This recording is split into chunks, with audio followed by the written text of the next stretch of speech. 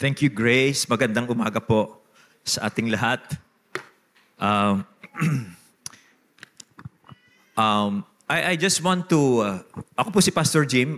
I want to welcome everyone, lahat po ng mga VIPs, very important person. Yun po ang mga first-timer na kasama po natin ngayon dahil pinaunlakan po ninyo ang paanyaya ng mga siguro kaibigan niyo yan o kapatid, kamag-anak, na makasama po namin kayo dito sa aming special Sundays, I Love My Family Sundays. Ito pong I Love My Family Sundays ay inilalaan po namin ito para mag-anyaya ng mga mahal namin sa buhay at pinagpe-pray po namin na ang kaligtasang naintindihan namin at tinanggap namin mula sa Panginoon ay maibahagi rin po namin sa inyo ito.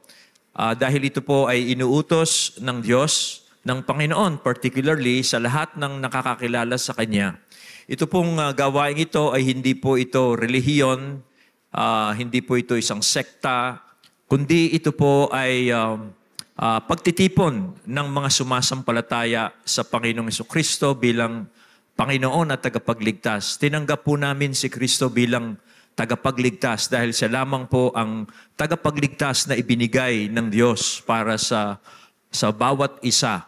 Hindi po nagtatag ng relihiyon ang Panginoong Hesus. Siya po ay nagpakilala na siya ang tagapagligtas ng lahat ng mga tao na kung sasampalataya, magsisisi at sasampalataya ang sino man sa Kanya, ay patatawarin siya ng Diyos sa lahat ng kanyang kasalanan. Siya'y papasok sa kaharian ng Diyos at siya ay magkakaroon ng buhay na walang hanggan. Yun po ang basically ang message na nais naming ipahatid po sa inyo. At ito pong pag-aaral natin sa Ebanghelyo ayon kay Mateo ay yun po ang gusto kong i-communicate sa inyo. Kanya at this point po tayong lahat ay tumayo. At pag-aaralan po natin ang chapter 12 ng Matthew, verse 1 and following. Mas maganda po siguro ay kung may dala po kayong Biblia, ay buksan po ninyo at tingnan ninyo yung mga talatang pinag-aaralan natin. Dahil yun po ang aking pakay, ang aking turo ay mula sa Biblia. At ito po ay pinag-aaralan natin at this time yung Ebanghelyo ayon po kay Mateo. So, chapter 12, verses 1 to 21. Nang panahong iyon, sa araw ng Sabath, naglakad si Jesus sa triguhan, kasama niya ang kanyang mga alagad, at sila ay nagutom. Nagsimula silang pumigtal ng uhay ng trigo at kinain nila. Ngunit nang makita ito ng mga Fariseo, sinabi nila sa kanya, "Narito, ang iyong mga alagad ay gumagawa ng gawang labag sa kautusan sa araw ng Sabath." Ngunit sinabi niya sa kanila, "Hindi ba ninyo nabasa ang ginawa ni David noong siya at ang kanyang mga kasama ay nagutom? Pumasok siya sa bahay ng Diyos at kinain ang mga tinapay na inihandog. Subalit labag sa kautusan na siya at ang mga kasama niya na kumain nito. Dahil ito ay para sa mga saserdote lamang. O hindi ba ninyo nabasa sa kasulatan kung paanong sa mga araw ng Sabat na ang mga saserdote sa templo ay lumabag sa araw ng Sabat at hindi sila nagkasala? Ngunit sinasabi ko sa inyo, na naririto ang isang lalo pang dakila kaysa templo. Ngunit kung alam lamang ninyo kung ano ang kahulugan nito, habag ang ibig ko at hindi hain. Hindi sana ninyo hinatulan ang mga walang kasalanan. Ito ay sapagkat ang anak ng tao ay Panginoon ng araw ng Sabath. Pagkaalis niya roon, pumasok siya sa kanilang sinagoga. Narito, may isang lalaking naroroon na tuyot ang kamay. Tinanong nila siya na sinabi, "Naaayon ba sa kautusan ang magpagaling sa araw ng Sabat?" Tinanong nila siya upang may maiparatang sila sa kanya. Sinabi niya sa kanila, kung ang sino man sa inyo ay may isang tupa at nahulog ito sa malalim na hukay sa araw ng Sabath, hindi ba ninyo ito kukunin at iaahon? Ang isang tao ay higit na mahalaga kaysa sa tupa. Kaya naaayon sa kautusan ang gumawa ng mabuti sa araw ng Sabath. Nang magkagayon, sinabi niya sa lalaki, iunat mo ang iyong kamay. Iniunat niya ito at gumaling ito at naging katulad ng isa. Nang magkagayon, umalis ang mga Fariseo at nagpulong sila ng laban sa kanya kung papaano nila siya papatayin. Ngunit alam ito ni Jesus at lumayo siya roon. Napakaraming tao ang sumunod sa kanya at pinagaling niya silang lahat. Ipinagbili niya sa kanila na huwag nilang ihayag kung sino siya. Ito ay upang matupad ang sinabi ni Propeta Isaias na sinasabi, masdan ninyo ang lingkod ko na aking hinirang, minahal ko siya at labis na kinalulugdan ng aking kaluluwa. Ibibigay ko ang aking espiritu sa kanya at ihahayag niya ang paghatol sa mga hentil. Hindi siya makikipagtalo o sisigaw man, ni walang makakarinig ng kanyang tinig sa mga lansangan. Hindi niya babaliin ang gapok na tambo, hindi rin niya papatayin ang mitsyang umuusok, hanggang hindi niya mapagtatagumpay ang paghatol. Sa kanyang pangalan, aasa ang mga hentil. Ito po ay salita ng Diyos. Makakaupo na po kayo. At ang pag-aaralan po natin ngayong umagang ito ay pinamagatan kong Jesus Our Hope, Tragedy Turn into Triumph. Kung malalaman lamang po natin o kung matututunan lamang natin na hindi po lahat ng masamang nangyayari sa atin ay hahantong sa trahedya. Palagay ko po ay papanatag ang inyong buhay dito sa lupa. Na hindi lahat ng nangyayaring masama o mangyayaring masama sa inyong buhay ay hahantong sa isang trahedya. Ngayon pong linggong ito, isang kapatiran natin ang namatay at sinelebrate po ang kanyang 70th birthday. At nandun po kami, masayang-masaya siya dahil matagal niya kaming hindi nakita. Ilang taon din po siyang nakaratay lamang sa banig ng karamdaman at sa kanyang 70th birthday, siya po ay pinaghanda ng kanyang mga mahal sa buhay at ganun nga po, masayang-masaya siya at first time niya yatang lumabas ng bahay, tinanggap ang mga bisita at nandun po kami, pinag-pray ko pa siya, tuwang-tuwa siya, nakinausap ko siya at siya ay pinag-pray namin. Ngunit after 30 minutes, siya po ay namatay. That same day na siya po ay sineselebrate niya ang 70th birthday. Talagang hindi mo alam ang buhay ng isang tao at hindi mo alam ang panahon kung kailan ka kukunin ng Panginoon o babawiin na ng Panginoon ang buhay na pinahiram niya sa iyo. Wala pong nakakatiyak niyan. Pero hindi po lahat ng masamang nangyayari, lalong-lalo na sa mga nagmamahal sa Diyos. Hindi ito humahantong sa isang trahedya. Yan po ang katiyakang ibinibigay ng Diyos sa lahat ng nagmamahal sa Kanya. Hindi lahat ng masasamang nangyayari sa kanila ay hahantong sa trahedya. Now, ito po ang pinapatunayan ng Diyos. Kung hahambing mo, ito ang nangyari sa Panginoong Hesukristo. Ito pong pinag-aaralan natin sa Matthew. Ang theme po ng Gospel according to Matthew, gusto ko lamang pong aralan natin ito. Ang theme po ng Matthew ay ito. Si Jesus po ay pinakilalang siya ang ipinangakong tagapagligtas, pinangakong Mesiya. At habang nagsisimula po siya sa kanyang ministeryo, ay dumarami po ang nag-o-oppose, kumakalaban sa kanya, lalong-lalo na po ang mga religious leaders, yung mga Pharisees, yung mga scribes, na noon sila ang kinikilalang merong karapatan sa religious life ng Israel. At ito pong paglaban nila sa Panginoon, ito po ay nag-lead ito, ay humantong po ito sa kanyang pagkakanulo ni Judas sa kanya, at yon, hidinakip nila ang Panginoon, isinakdal at hinatulang mapako sa krus. Inilibing, ngunit sa ikatlong araw siya po ay nabuhay na maguli. Pagkatapos po noon, nagsimula ang pangangaral ng mabuting balita sa lahat po ng mga bansa. Yan po ang tema ng Gospel according to Matthew. Na makikita niyo ang nangyari sa Panginoon para bagang isang trahedya. Pero tulad po sinabi ko sa iyo, sa mga nagmamahal sa Diyos, ang trahedya ay hindi po katapusan yan.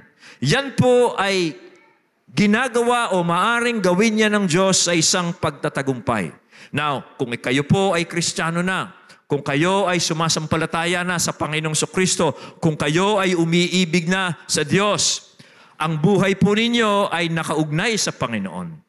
Kung ang Panginoon o kanyang kamatayan ay hindi nauwi sa trahedya, gayon din po ang buhay natin.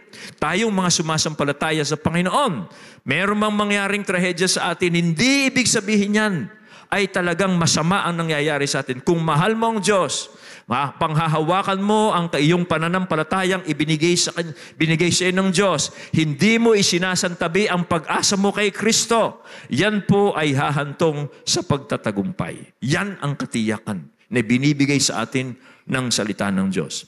Now, dito po sa ating binasang mga talata sa Matthew 12, ito ang context nito. Nagsimula na pong lumabas ang oposisyon kay Jesus. Tulad ng sinabi ko, habang nagmi-minister siya, habang nagpapagaling siya ng mga may sakit, habang nagtuturo siya, nagsisimula ng mag-build up ang mga oposisyon sa kanya. Kinu-question na po ang pagpapatawad ni Jesus sa mga kasalanan ng mga taong sumasampalataya sa kanya. Ang pakikisama niya sa mga kilalang makasalanan ay kinu-question na rin kung bakit siya ay nakikisama sa mga kilalang makasalanan, mga maniningil ng buwis, mga hindi nagsisimba, hindi mga practicing Diyos, kinu-question na rin yan kung bakit sila ang hindi iniiwasan ng Panginoon ang mga taong iyon. Kinu-question na rin at inaakusahan nila ang pagpapalayas ng mga inaalihan ng demonyo at pinaparatang nila sa Panginoon na kaya siya nakakagawa ng mga himilang yon, nagpapalayas ng mga demonyo sa mga inaalihan ng demonyo ay dahil ginagamit niya yung kapangyarihan ni Satanas. So, nagsisimula ng mag-build up itong mga oposisyon sa kanya. At sa mga talata pong binasa natin ngayon ay umabot po ang oposisyong ito sa sukdulan. Sa sukdulan na ang inabot po nito, na nag-generate na po ang kanilang oposisyon sa Panginoon sa sobrang puot, na ngayon ay iniisip na po nila ng mga religious leaders kung papaano nila papatayin ang Mesiyas ng Diyos. Isa pong malaking issue na sa pangangaral po ng Panginoon, sa buhay ng Panginoon noon, ay yung pong malaya niyang reinterpret, ipinapaliwanag niya ng tama yun pong kautusan ni Moses. Yan ang malaking issue na kung bakit ang Panginoon ay hindi niya ginagalang, hindi niya sinusunod yung mga tradisyon ng mga religious leaders at reinterpret niya yung pong kautusan ni Moses. Yan ang malaking issue. Now, dito po sa mga talata, ang reinterpretation ng Panginoon sa kautusan ni Moses tungkol sa Sabbath. Ang Sabbath po, yan ang araw ng pamamahinga. Yan po ay nasa 10 utos na sa bawat linggo, 6 na araw kang magtatrabaho, ngunit yung ikapitong linggo ay Sabbath ng Panginoon. Yan ay araw ng pamamahinga na nakatalaga sa Diyos, hindi ka magtatrabaho para guminhawa ang iyong katawang at para guminhawa, bigyan mo ng puwang ang iyong kaluluwa. dahil yan ay araw ng pagsamba sa Panginoon. So yun ang naging issue dito sa ating binasang talata. Ngayon pong umagang ito ay titingnan natin kung papaano po tutuparin ni Jesus ang kasulatan sa usapin ng Sabath at kung ano ang kahulugan nito sa atin ngayong umagang ito.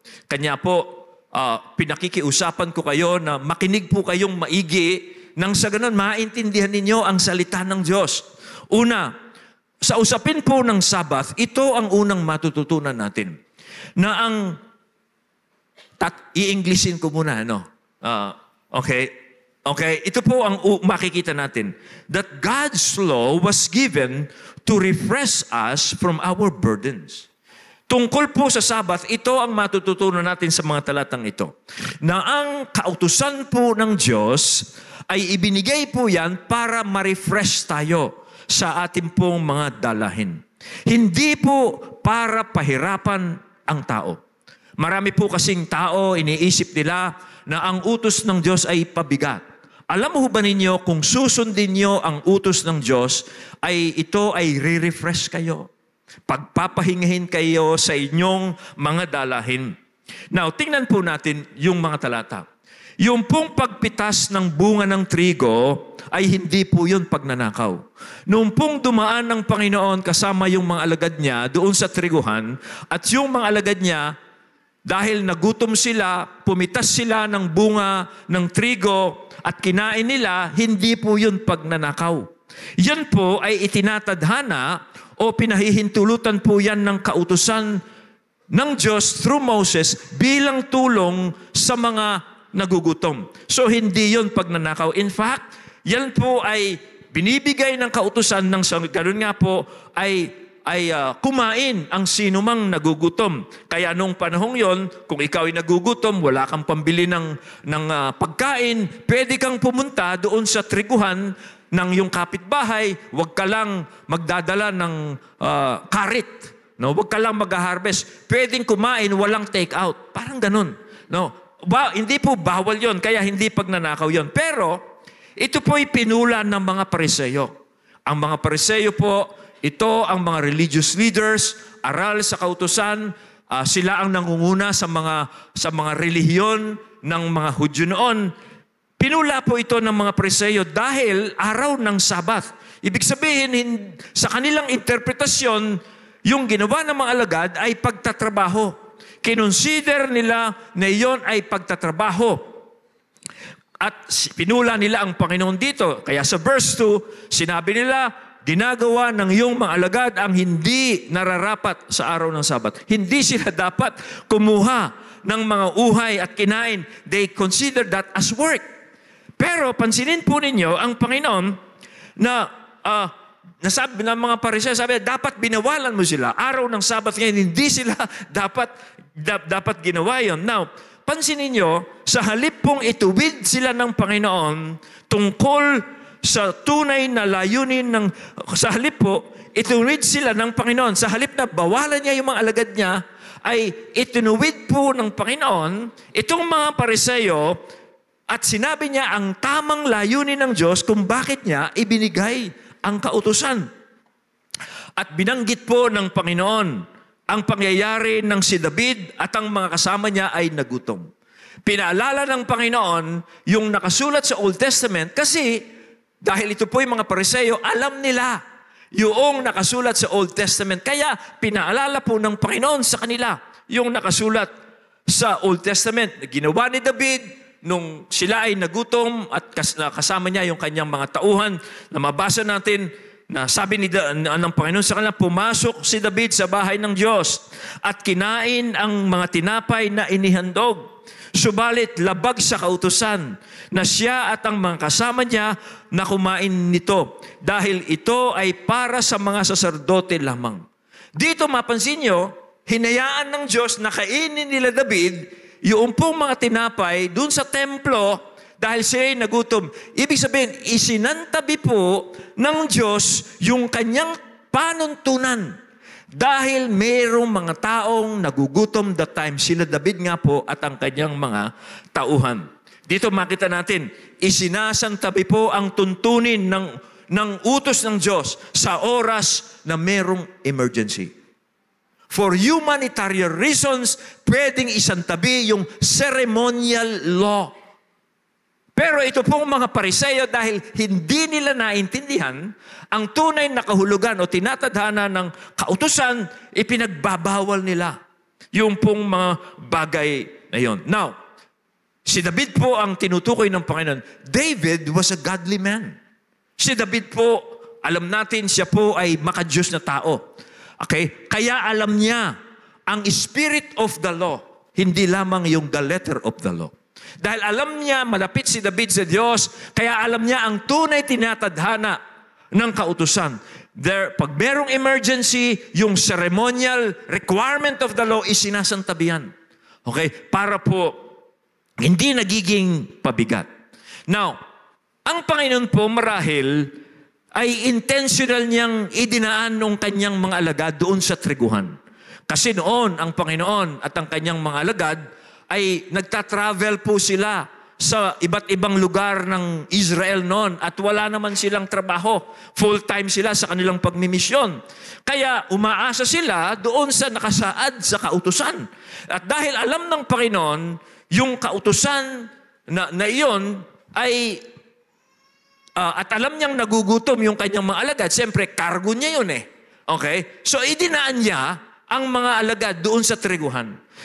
Kaya po dito ang Panginoon ay hindi siya nagkakasala dito. At hindi siya nagkakasala sa hindi niya pagbawal sa kanyang mga kasama. Now, gusto kong basahin yung Deuteronomy 23 verse 25. Yung tinatadhana ng kautusan. Ito, kung mapapadaan kayo sa taniman ng trigo ng inyong kapwa, maaari kayong makaputol ng mga uhay, pero huwag ninyo itong gagamitan ng karit na panggapas. Pwedeng kumain, walang take out, ibig sabihin. Now, ang point po dito mga kapatid ito, ang kautusan po ng Diyos ay para paghinhawain ang tao. Hindi po para pahirapan ang tao. Okay? Kanya po huwag niyong iisipin pag sinunod niyo ang utos ng Diyos, bibigat ang buhay niyo. In fact, pwede pong sabihin sa inyo, kaya mabigat ang buhay niyo ngayon, marami kayong dalahin dahil nilalabag ninyo ang utos ng Diyos. Ang utos po ng Diyos ay para pagginhawain tayo. Hindi para parusahan tayo. Isinasantabi yung mga ceremonial law, yung mga tungkol sa ritual, tungkol sa seremonya na minsan ay pabigat, isinasantabihan. It's the moment na merong emergency. Now, tungkol sa Sabbath. Okay? Ito yung tinutukoy ko sa inyo na baka yung iba sa inyo hirap na hirap kasi hindi nyo sinusunod yung araw ng Sabbath. Tungkol po sa araw ng Sabbath o araw ng pamamahinga, ang pinagbabawal po dito ay yung pag-ani for profit. Okay? Yung ginawa ng mga alagad, hindi po yun pinagbabawal. Ang ipinagbabawal lamang po, halimbawa, ang isang magsasaka. Araw ng Sabbath ay gumapas siya. Okay? For profit. Parang sa panahon natin. Okay? Halimbawa, may emergency kayo pag linggo. So, merong nangyari. Halimbawa, may nagkasakit sa inyo, merong dinala sa ospital. Pwede yung dalhin yun. Ay, linggo ngayon. Dapat nasa church ako. Yung gumagano na yung mahal nyo sa buhay, gumaganon Hindi, linggo ngayon, dapat nasa church ako. Kasalanan po pag namatay yun, hindi nyo dinala sa ospital. Isinasantabi yun. Ang ipinagbabawal ay ito, alam mong linggo, alam mong araw ng pamamahinga, alam mong araw kung saan dapat sinasamba mo ang Diyos at magagalak ka sa Kanya, pero nagtatrabaho ka. Yan ang pinagbabawal. At pag nilabag po ng isang taong nalalaman ito, alam mo, meron pong mangyayari sa kanya. Ang law, di ba? To refresh you. Pag nilabag mo yung araw ng Sabbath yan, pansin mo, bibigat ang iyong dalahin. Mai-stress ka. Okay? Matatali ka ng greed, ng kasakiman. Naaalipin sa iyo, lalo kang magiging miserable. Kasi nilalabag mo yung araw ng pamamahinga. Yan po kasing araw ng pamamahinga, huwag kang magtatrabaho. Okay? Bigyan mo ng pagkakataon magpahinga ang iyong katawan. At bigyan mo ang iyong kaluluwa na payamanin niya ang kanyang sarili sa harapan ng Diyos. Maaring ang isang tao kasi mayaman siya sa mga material na bagay, pero dukha naman sa harapan ng Diyos. At pag nangyari po yon, pag kinuha ng Panginoon yon, mayaman siyang materially, iiwanan niya ang lahat ng kanyang pinagpaguran. Pero yung kanyang kaluluwa, dahil hindi niya binigyan ng pagkakataon ng kanyang kaluluwa, mamamatay siyang dukha sa Diyos. Yan po ang magiging bunga niyan. So, yun po ang makita natin dito. God's law was given to refresh us from our burdens. Okay? Now, dito po sa usapin ng Sabbath din, ay nahayag din po ang kadakilaan ni Jesus, kung sino po talaga siya. Okay? Binanggit po ng mga pari o mga saserdote, binanggit po ng Panginoon sa mga pariseyong itong pumupula sa Kanya, binanggit niya yung mga pari na naglilingkod dun sa templo sa araw ng Sabat. Bagamat araw ng Sabat, yung mga saserdote, ito pong mga saserdote ito yung mga naglilingkod sa temple worship, temple service. Nasabi ng Panginoon, tingnan niyo yung mga pari. Sabi niya, hindi ba ninyo nabasa sa kautusan? Sabi niya sa mga pariseyong pumupula sa Kanya, kung paanong sa mga araw ng Sabat na ang mga saserdote sa templo ay lumabag sa araw ng Sabat at hindi sila nagkasala.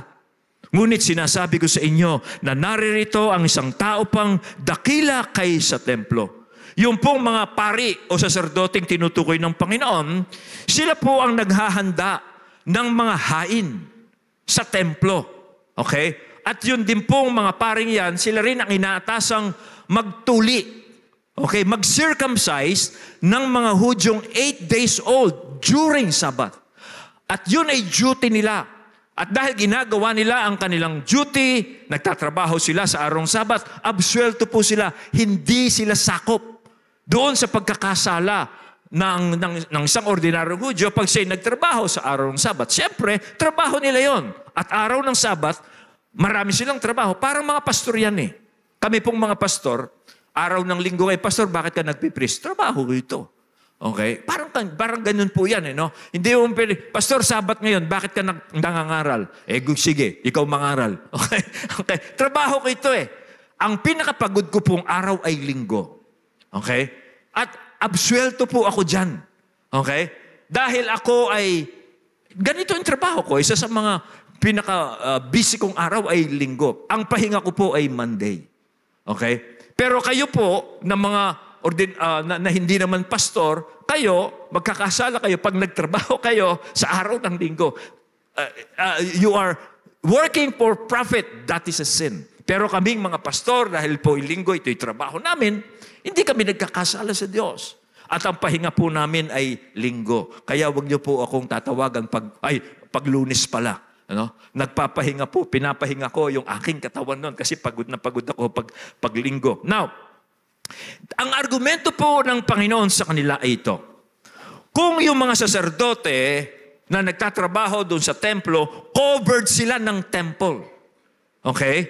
Ngayon, yung kanyang mga alagad, ay covered sila ng kanyang authority.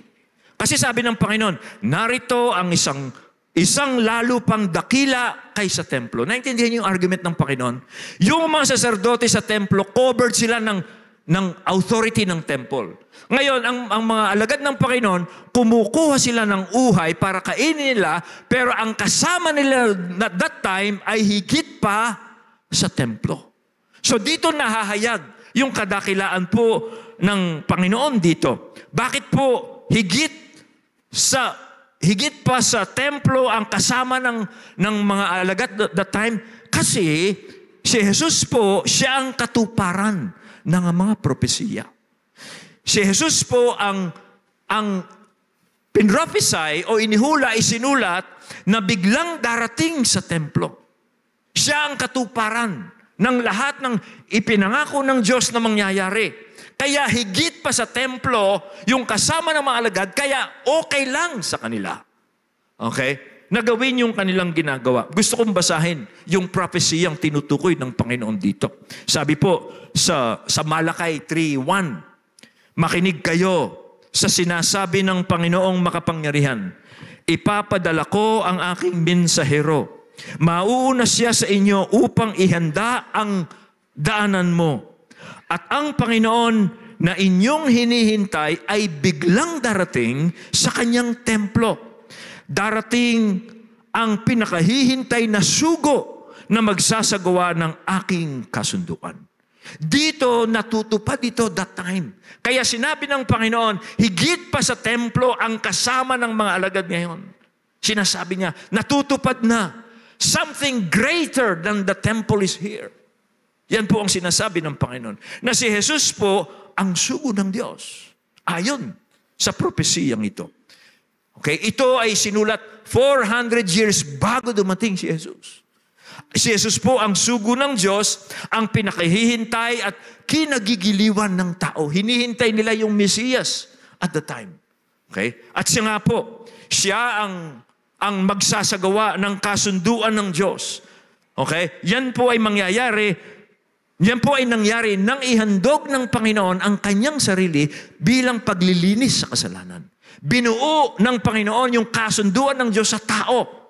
Nung ihandog po ni Jesus ang kanyang sarili doon sa krus bilang paglilinis sa ating mga kasalanan. Kaya sinasabi niya, siya ay lalong higit kaysa templo. Yun ang argument niya. Okay? Pinakita niya yung kanyang kadakilaan. Now, ano po ang hindi naintindihan ng mga Pariseo tungkol sa kautusan? Kung titingnan po ninyo yung mga talata, yung verses 3 and 5, inulit po ng Panginoon, hindi ba ninyo nabasa? Ibig sabihin, itong mga Pariseyong ito, nababasa nila yun. Kasi religious leader, alam nila yung Old Testament. Nababasa nila ang Old Testament, pero hindi nila naintindihan ang kahulugan niya. Kaya sinabi ng Panginoon, hindi ba ninyo ito nababasa? Ano yung hindi nila, binabasa nila na hindi naintindihan? Well, yung sinabi ng Panginoon sa talatang 7. Nasabi ng Panginoon sa kanila, ngunit kung alam lamang ninyo kung ano ang kahulugan nito. Habag ang ibig ko at hindi hain. Hindi sana ninyo hinatulan ang walang kasalanan. Ano po ang nakasulat na hindi naintindihan ng mga Pariseo? Sabi po ng Diyos, ito ay nakasulat sa Hosea 6:6 sa Old Testament. Ito yung binabasa nila, pero hindi nila naintindihan.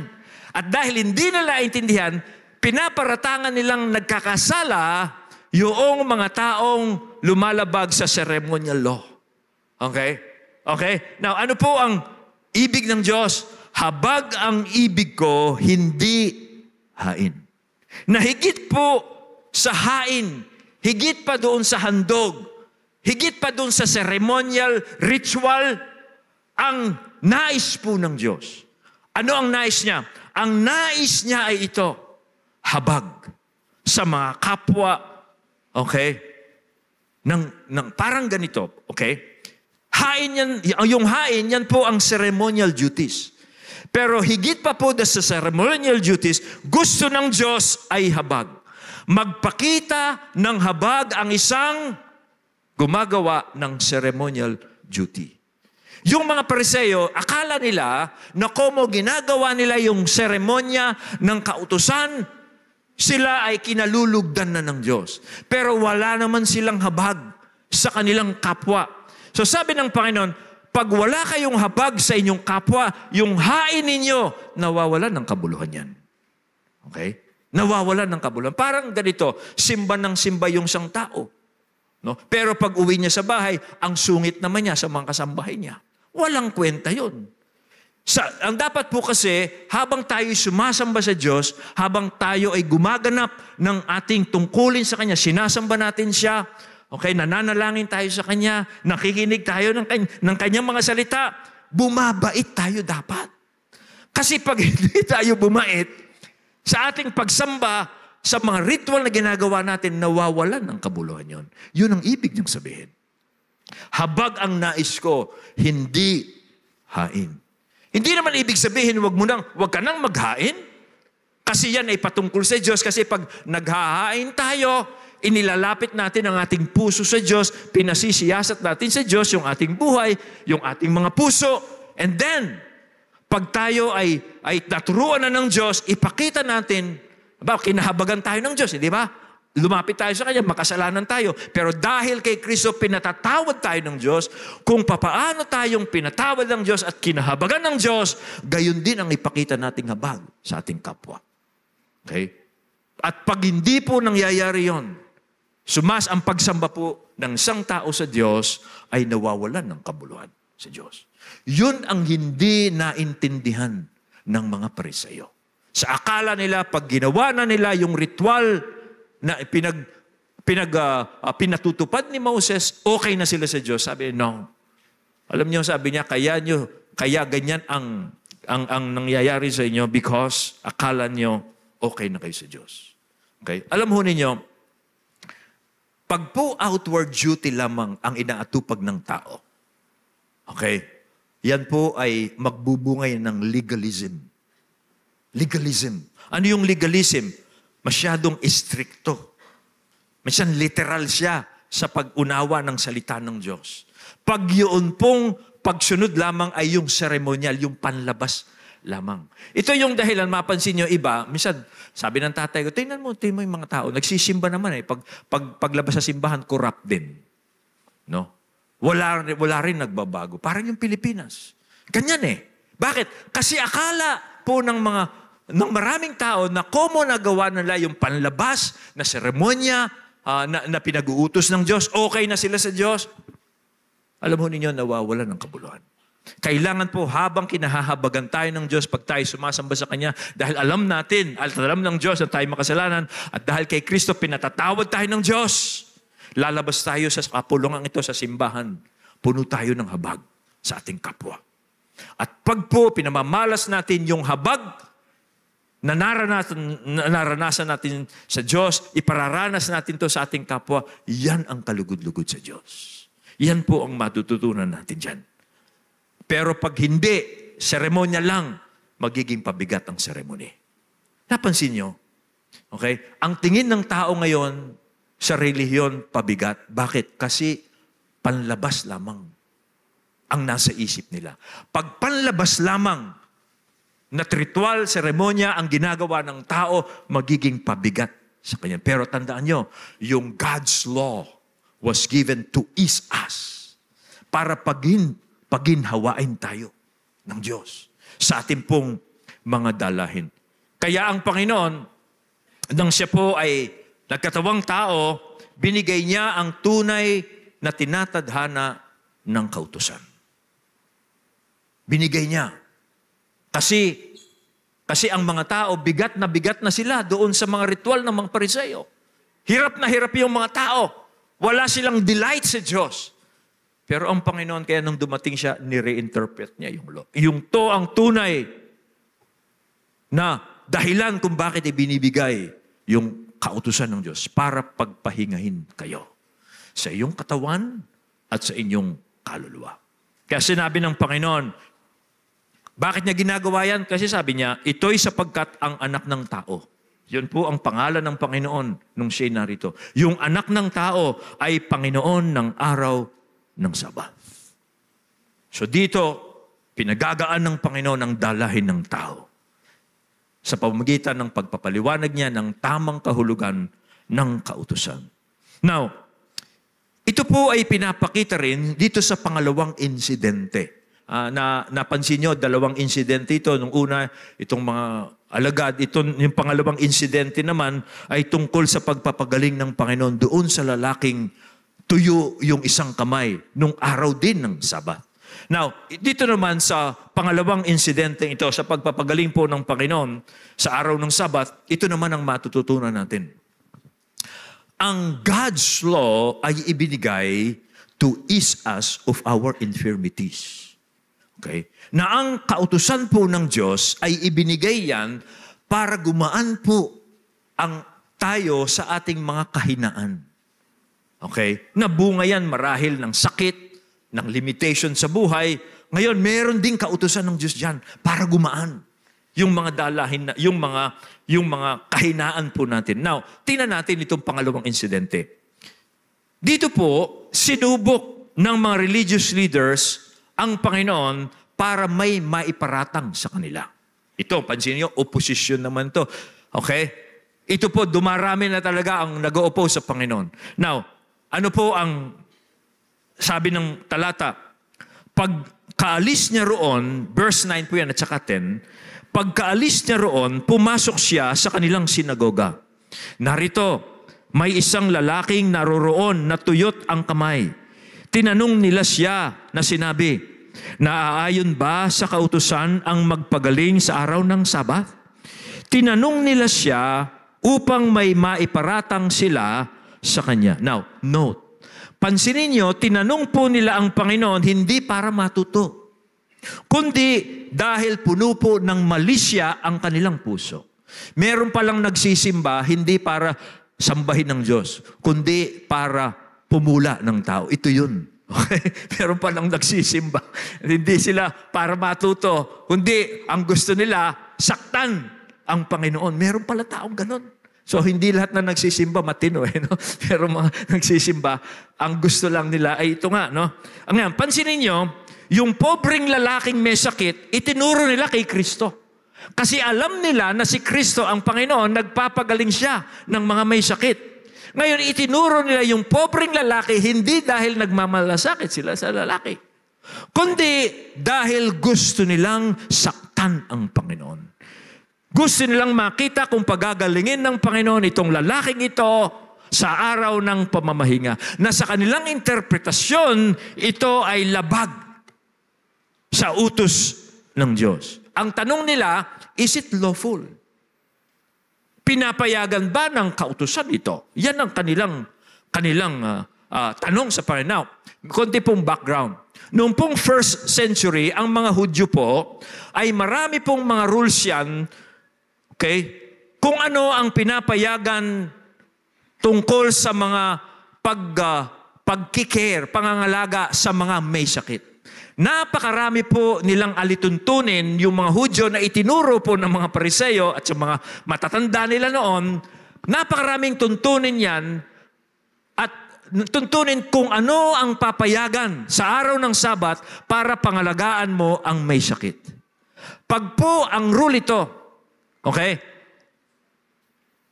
Pag pwede mong alagaan ang may sakit sa isang kondisyon lamang, pag life-threatening. Pagkamatayan na, pag life-threatening, yun lang ang rule. Pero pag hindi life-threatening, halimbawa, uubo-ubo lang yan. O kaya, ano bang sakit na, ano ba yung mga sakit yan, no? Kung hindi naman ikamamatay, okay, araw ng Sabat, hintayin mo yung araw ng Sabat bago kita bigyan ng gamot. No? Sabat na yun eh. So, sa bawal ang magbigay ng gamot. Kaya kung namamatay ka na, kikisay-sisay ka na ang ganyan, yan, pwede yan. Pwede mong bigyan ng gamot, pwede kang tumawag ng doktor, hindi bawal yan. Ganun po, ang dami nilang mga alituntunin tungkol sa kung sino ang dapat bigyan ng medical attention. Now, pero ang Panginoon po, pansinin nyo, now, dahil itong lalaking itong natutuyo yung sangkamay, hindi life-threatening yan eh. Pwede pa naman yung sangkamay eh. Di ba? Dahil hindi yan life-threatening, parang gusto nila, ipagpabukas mo na. Alam nilang ang Panginoon, nagpapagaling siya, pero dahil hindi naman life-threatening yan, sana bumalik ka na lang next time. Okay, yun ang kanilang argumento dito. Kaya, tinanong nila yung Panginoon, ano ba, lawful ba ito? Okay, kasi sa kanilang pananaw, hindi lawful. Pero pansinin po ninyo ang sagot ni Jesus. Ang sagot po ng Panginoon is basic, is fundamental. Anong sabi niya? Okay, it is lawful to do good on the Sabbath. Mabuti lamang na gumawa ng mabuti sa araw ng Sabbath. Hindi bawal ang gumawa ng mabuti sa araw ng Sabbath. Yan po ang sabi ng Panginoon. Now, okay? At dito po makita natin, it is amazing. Pinagaling po ng Panginoon yung lalaki sa kabila na alam niyang naghahanap lamang sila ng maipaparatang sa kanya. That is amazing. Sa kabila na alam ng Panginoon na ipaparatang ito sa kanya, gagamitin ito para isakdal siya, pinagaling niya yung lalaki. Why? Dahil nahabag siya sa lalaki. Okay, nahabag po siya. At tamang-tama, araw ng Sabat ngayon, araw ng pagpapahinga. Ang Sabat ay ibinigay para sa kapakanan ng tao, hindi ang tao para sa kapakanan ng Sabat. Ito'y araw ng pagmamahinga. Gusto ng Diyos na magpahinga ka. Gusto ng Diyos na ma-refresh ka sa iyong kalagayan. Yung isang kamay mo, hindi mo magamit. Araw ng Sabat, nararapat ngayon na gumaling ka. Kaya pinagaling po siya ng Panginoon. Because that is the original intention of the law. Hindi pahirapan ng tao, kundi para po paginhawaan siya. Now, ano ang argumento ng Panginoon dito? Ano po ang argumento niya? Well, sinabi niya, kung kayo ba ay merong isang tupa at nahulog ito sa hukay sa araw ng Sabat, hindi ba ninyo kukuhanin yan? Siyempre, kukuhanin nila. Tupa yun. Magkano yun? 3,000 yun eh. Huh?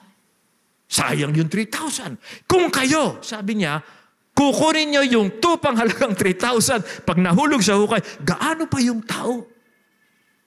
Okay?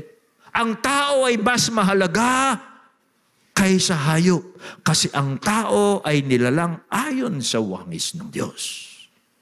Kaya pinagaling ng Panginoon yung lalaki. At tamang-tama araw ng Sabat.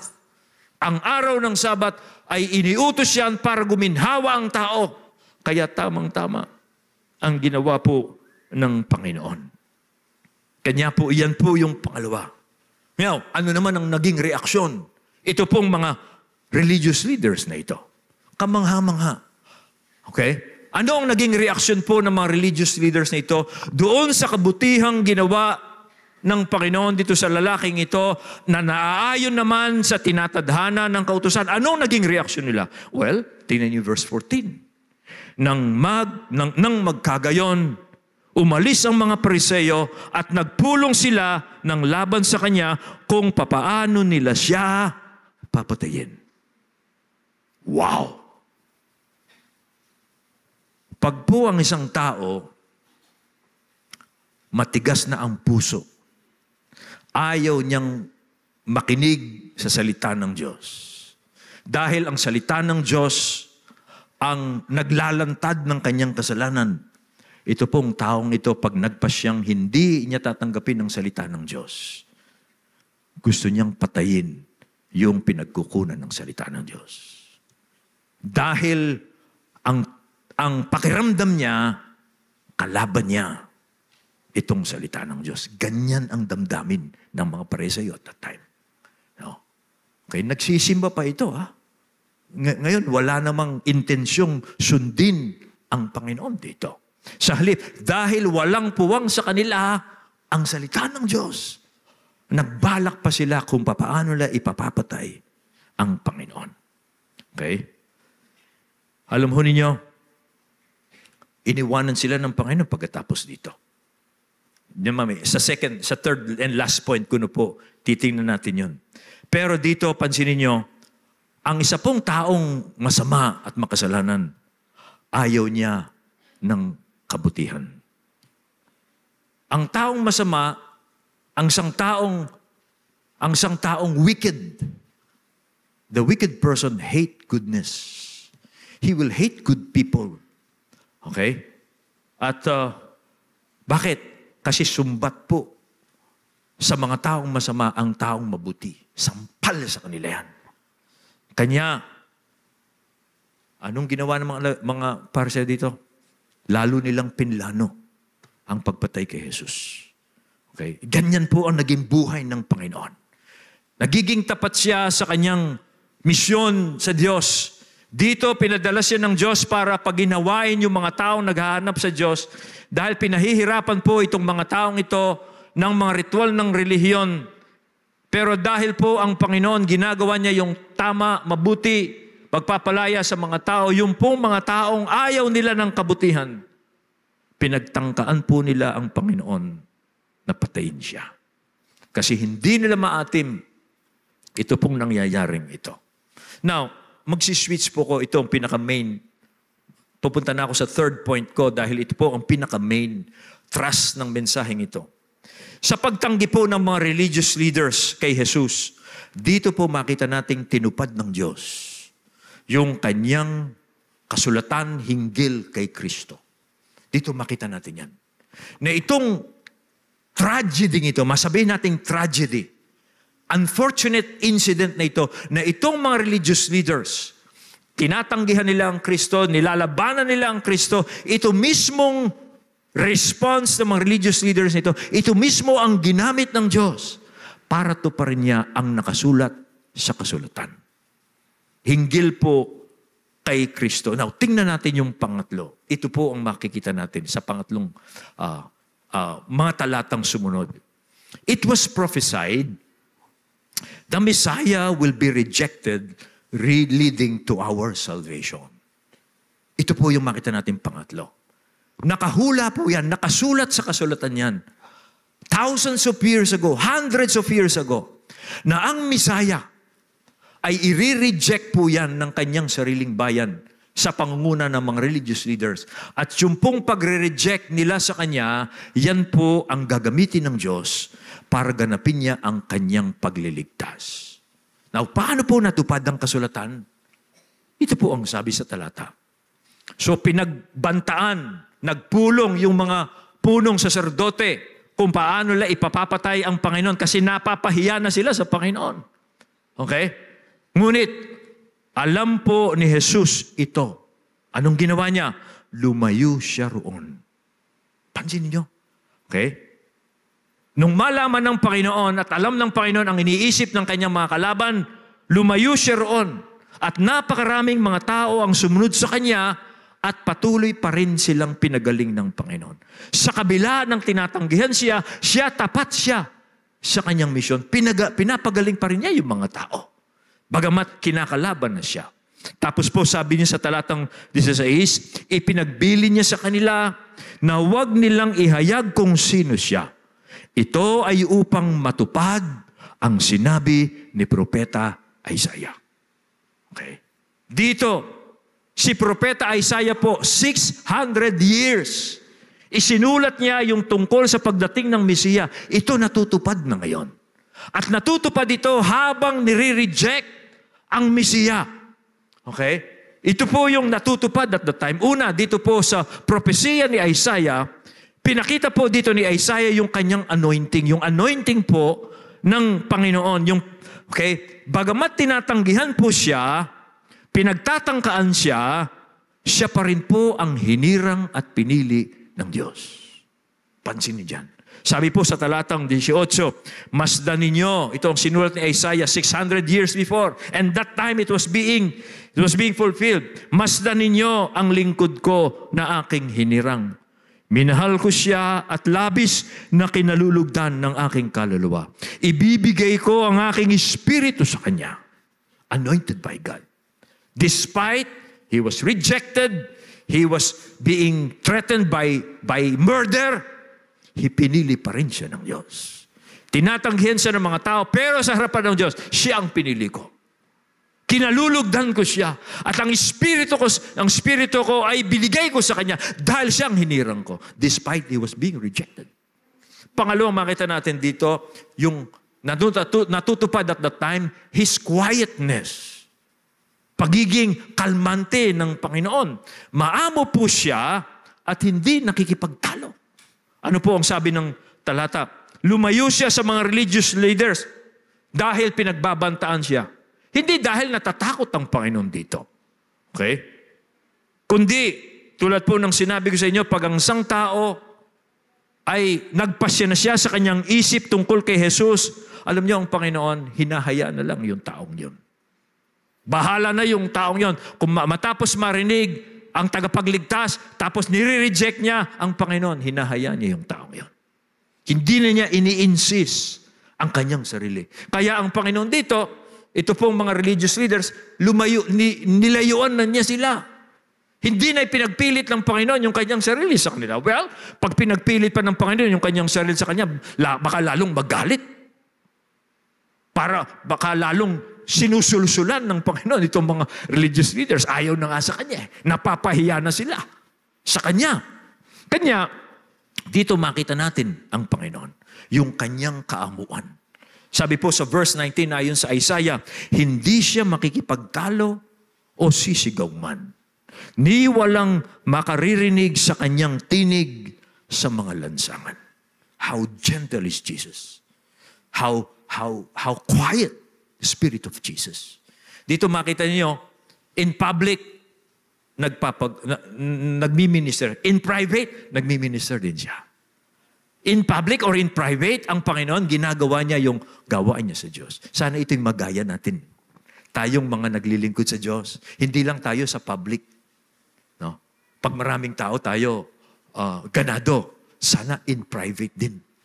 Hindi mahalaga whether you are in public or you are in private. You are doing God's work.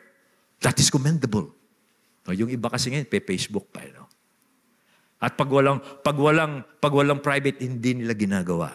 Gusto nila yung pwedeng i-Facebook. No, let us emulate Jesus.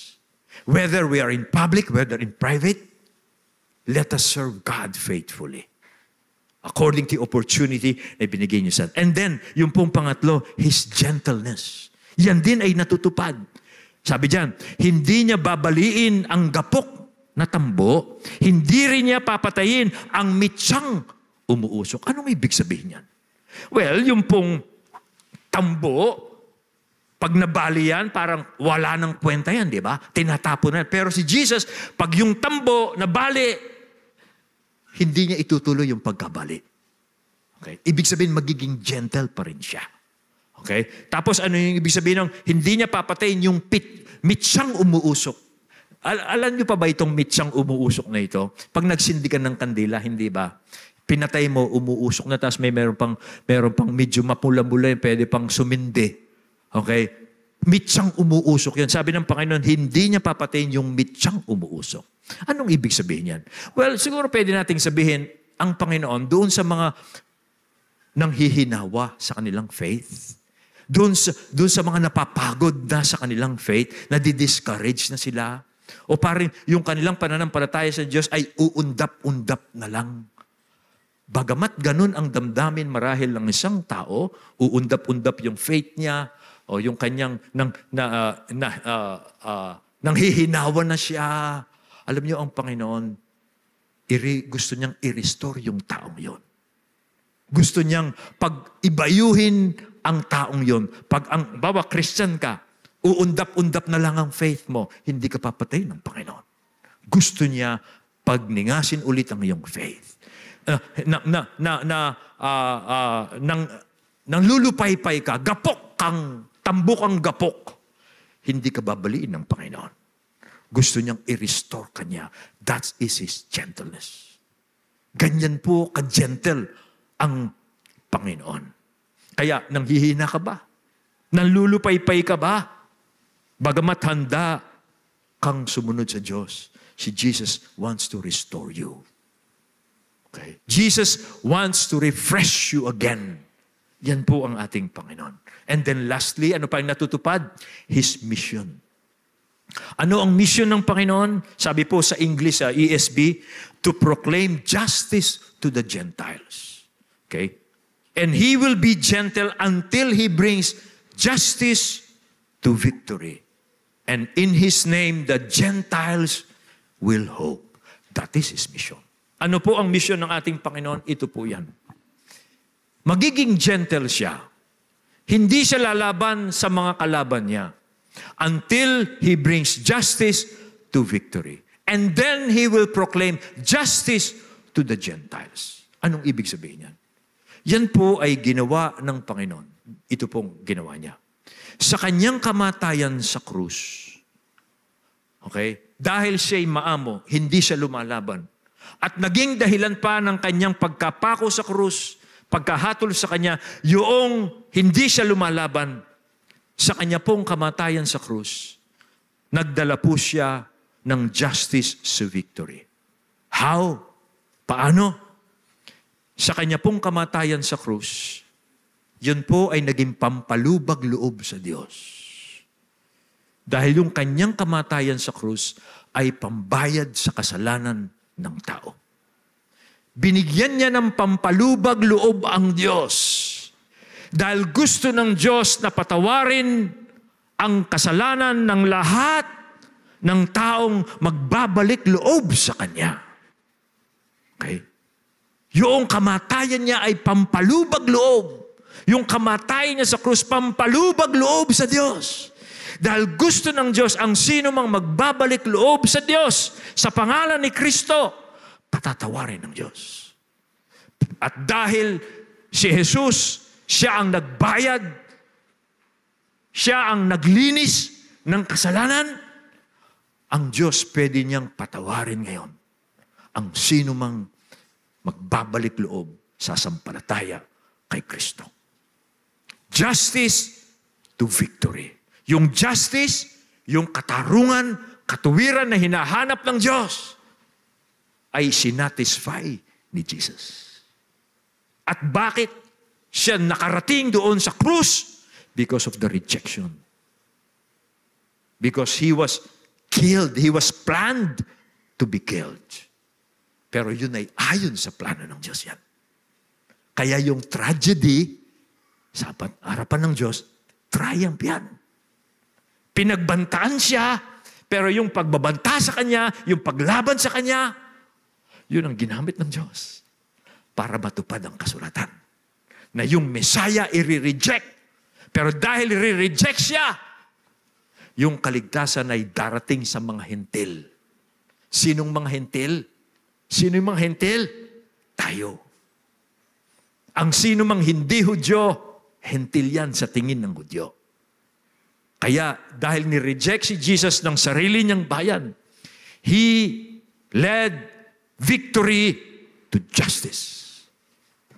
Nang sa ganon yung mga hentil, tayo, ay umasa kay Kristo. Makakaasa na tayo ngayon kay Kristo. Dahil ni-reject siya ng kanyang bayan. At sa kanyang pag-reject sa kanila, siya ang naging pampalubag loob. Kaya ang appeal dito, ganito yan eh. Alam mo ba yan? Yan ang mabuting balita.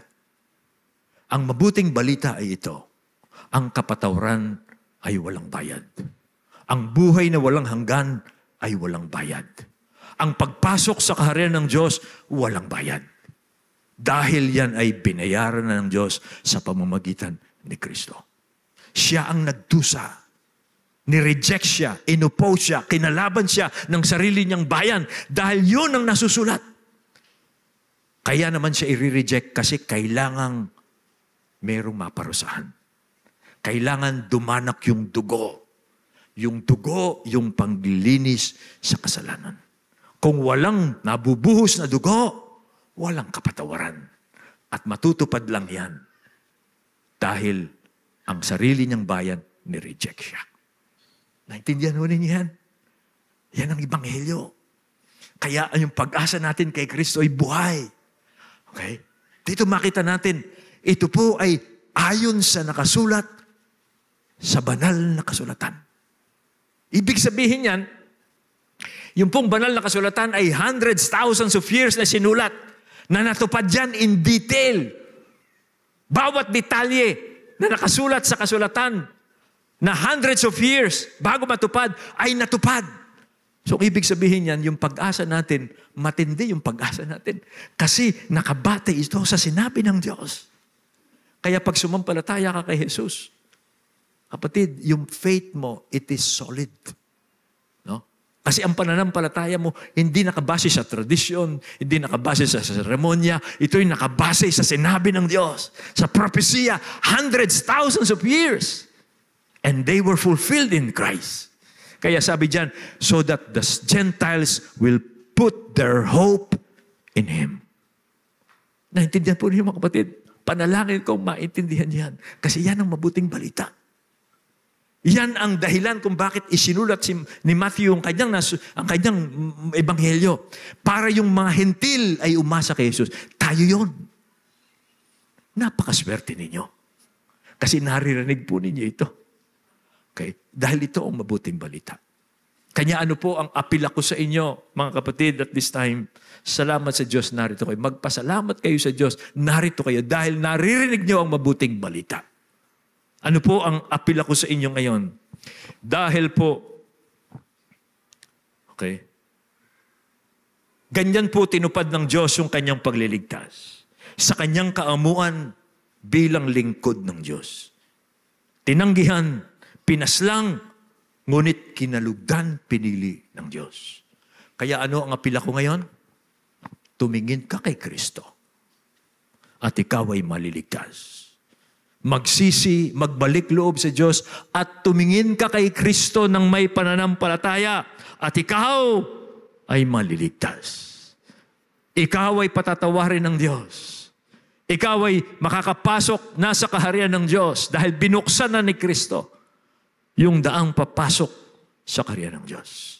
Ito ang mabuting balita. Pag ni-reject mo ito, sana bigyan ka pa ng ibang pagkakataon ng Diyos. Pero ang apila ko ngayon, huwag mong i-reject ang mabuting balita. Dahil si Kristo ay namatay, ang anak ng Diyos.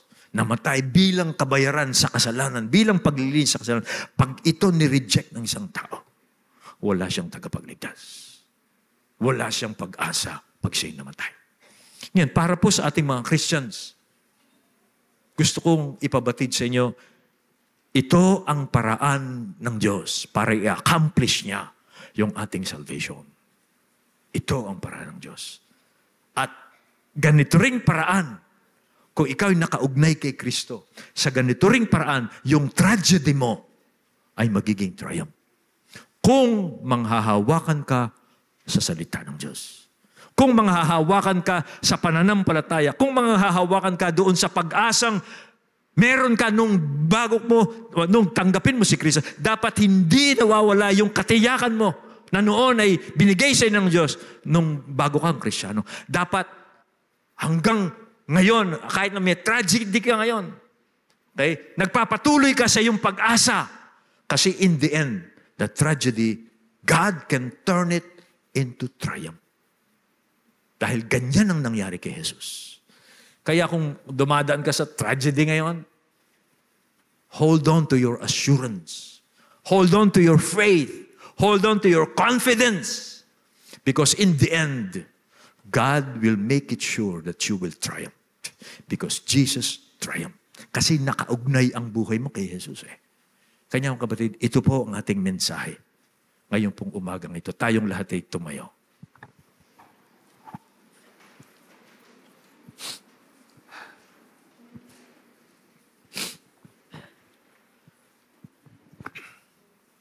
O Diyos, kamangha-mangha po ang inyong mga paraan. Dahil hawak ninyo ang lahat ng bagay sa langit at sa lupa. Kayo ang Diyos na gumagawa ng mga dakilang bagay. At ito'y nakita namin nang tuparin ninyo ang inyong mga propesiya, ang iyong mga pangako. Isinugo mo ang iyong anak bilang maging tagapagligtas. Ngunit ayon sa nasusulat, tatanggihan siya ng kanyang sariling bayan. Ngunit yung mismong pagtanggi na yon ang gagamitin mo upang siya'y mamatay sa krus bilang paglilinis sa kasalanan. At o Diyos, kaming mga sumasampalataya ngayon kay Kristo, lumakas nawa ang aming pananampalataya. Dahil ang aming pananampalataya ay nakasalig sa kasulatan. Nakasalig sa iyong mga pangako. Nakasalig sa iyong kasunduan. Nakasalig sa iyong covenant. O Diyos, lumakas ang aming pananampalataya.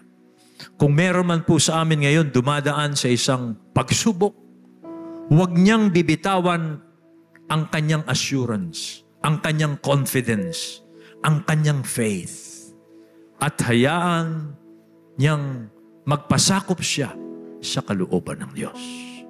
At o Diyos, pinagpipray ko rin po, yung sino man ngayong umagang ito na pinaiintindi mo ang mga bagay na ito.